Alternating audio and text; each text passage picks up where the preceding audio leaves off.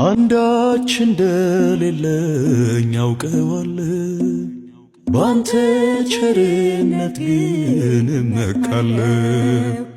የከበደው ሸክሜ ይቀለኛል፣ ይቅርታ ለባሪያህ ይደርሰኛል።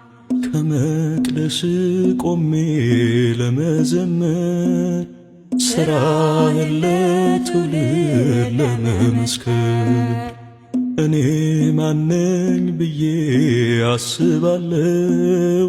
አምላክ ቸርነትህን አደንቃለሁ። ቸርነት ነው ያደረሰን እስከ ዛሬ፣ ቸርነት ነው የጠበቀን እስከ ዛሬ።